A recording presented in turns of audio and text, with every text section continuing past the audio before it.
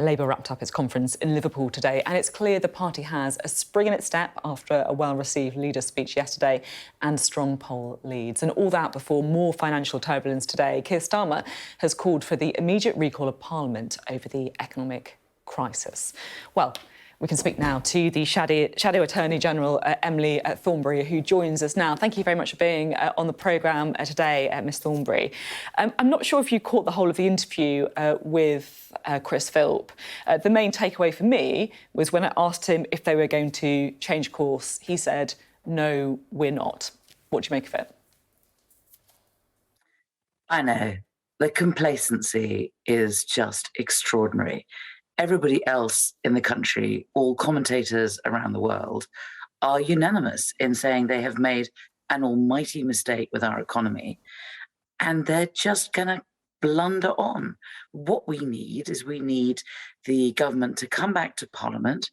It's the appropriate place for them to come and to reassure the markets that they have a plan for funding these tax cuts. I have to say, why we're going through all of this. Why are they trashing the economy for the sake of 1% of people getting more money on the back of unfunded tax cuts? I don't know. But in any event, they've spooked the markets because of the way that they've been talking. It wasn't just what they did, it was also what they briefed. They briefed that they were going to go further. I thought it was interesting that Chris Philps didn't seem to be talking about bringing in the personal allowance for higher rate taxpayers, which was something they were briefing. So perhaps they've gone back on that.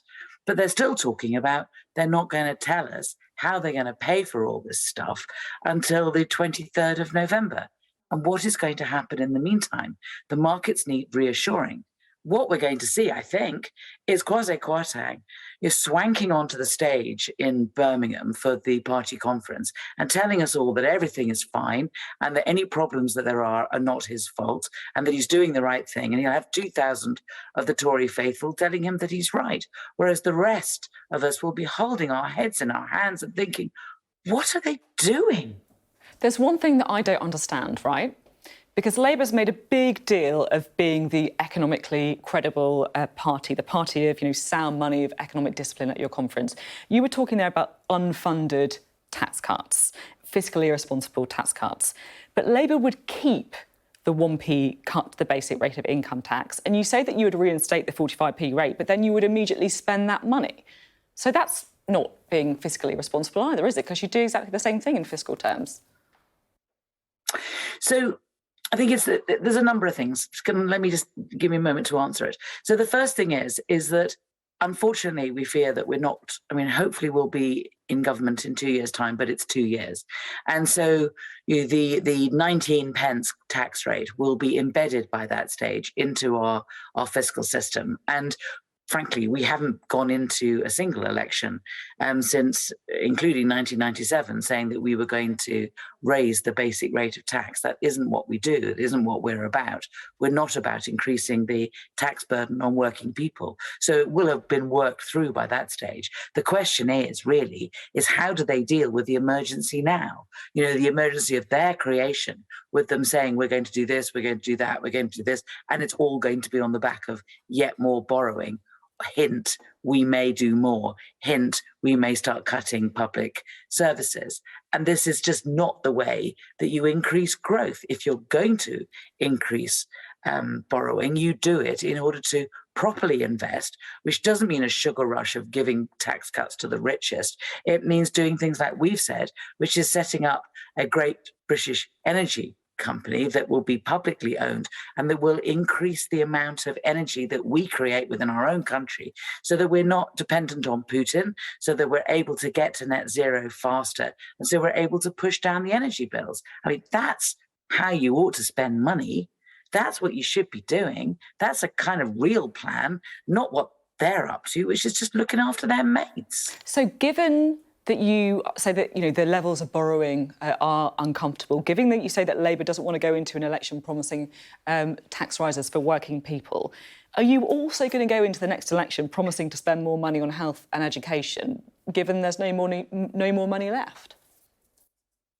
So there's a number of things that we have said already. We've said as a principle that we need to have a fairer tax system than we have at the moment. And we've begun to show the way in which we would go. So we would not be cutting corporation tax, for example. And if there wasn't the cut to the corporation tax, then that would be 18 billion. We would have a windfall on those energy companies that at the moment are making enormous profits. They were never expecting to make those profits, but on the back of what's happening internationally, prices have gone up so much that they're making whacking great profits. And we've said, well, we ought to have a windfall tax on them. The government, for reasons which are beyond understanding, are saying they're not prepared to tax these Although energy they have companies that are introduced one making an windfall absolute tax, to be killing. fair. They have introduced one windfall tax. They don't want another one. Yeah, but since then, the prices continue to go up and will continue to go up, so their profits will continue to go up. And the person in charge of BP, for example, says that it's like having a cash machine. When it's put to him, which is one of the Tory defences, which is, oh well, these companies will stop investing if we tax them too hard. He says, no, we'd continue investing. So all of this is nonsense. We would change the non-dom status and the rules in relation to that. That would make us 3 billion. So there's a series of things that we would be doing differently to the government. And of course, I mean, the one thing I agree with Chris Phipps on is he says every pound should count. Well, darn right.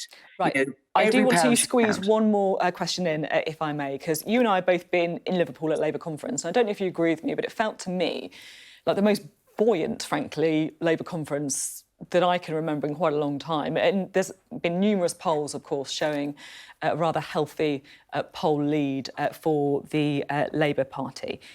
Do you think you're going to win the next election? Yes or no would be fine. I can't say yes or no because I don't want to take anything for granted, and I know that Keir isn't either. We really want to have the opportunity to serve, and we will be asking the British public in 2 years' time. OK, thank you very much indeed. Emily Thornberry there for the Labour Party.